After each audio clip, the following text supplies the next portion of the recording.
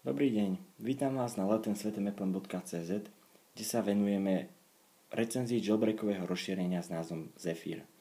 Jedná sa vlastne o rozšírenie, ktoré nám umožňuje jednoduchými pohybovými gestami ovládať menu vašich otvorených aplikácií a taktiež medzi nimi jednoducho prechádzať. Ovládanie je jednoduché. Potiahnutím dolnej lišty z dola nahor sa nám vysunú aplikácie, ktoré máme práve otvorené. Má to podobnú funkciu, ako keď dvakrát za sebou rýchlo stlačíme Home button. Zvolíme si napríklad jednu z otvorených aplikácií, v mojom prípade nastavenia. Dôležitým rozdielom oproti Home buttonu je, že môžeme medzi týmito aplikáciami jednoducho prechádzať, a to jednoduchým pohybovým gestom z jednej strany obrazovky na druhú. Čiže v mojom prípade bola ďalšou otvorenou aplikáciou moja mailová schránka. Jednoduchým pretiahnutím prsta som prešiel na ňu a taktiež sa môžem vrátiť, keď urobím to isté len do opačnej strany. Je to skutočne jednoduché. Taktiež sa môžem vrátiť naspäť do menu otvorených aplikácií. Zephyr podporuje aj niekoľko možností nastavenia, ktoré sa budú určite s ďalšími updatemi rozširovať. Čiže pozrime sa na to, ako to vlastne funguje. Nastavenia, nalistujeme si Zephyr a máme tu ponuku. Začneme od zhora.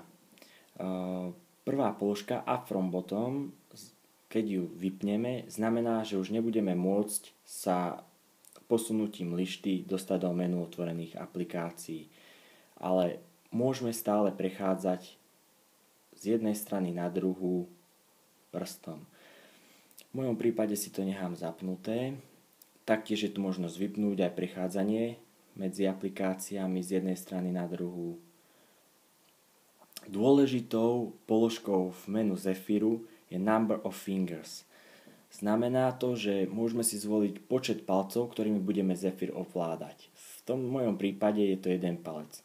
Avšak postupným testovaním som prišiel na to, že je zrozumnejšie zvoliť si viac palcov, minimálne 2, ktorými budeme Zephyr ovládať, pretože sa mi veľmi často stávalo, najmä pri prehliadaní stránok cez prehliadač Safari, že som si často tú dolnú lištu vysúval. Taktiež som prechádzal aj medzi jednotlivými aplikáciami dosť často.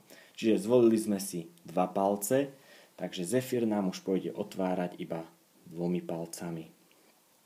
Odporúčam to zapnúť minimálne na 2 palce, skutočne sa to oplatí.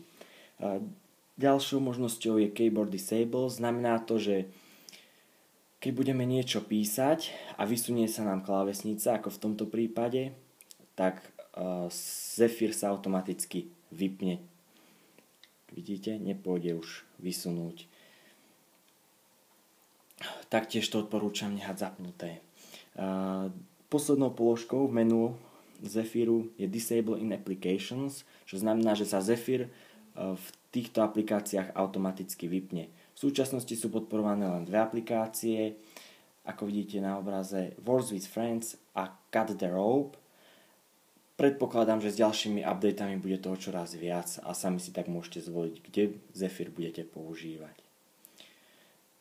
Takže to je z mojej strany všetko. Myslím si, že Zephyr je skutočne vynikajúca aplikácia. Postupom času som si na ňom zvykol a oplatí sa podľa môjho názoru zaň investovať tých $2,99. Ďakujem za pozornosť, prajem príjemný pekný deň.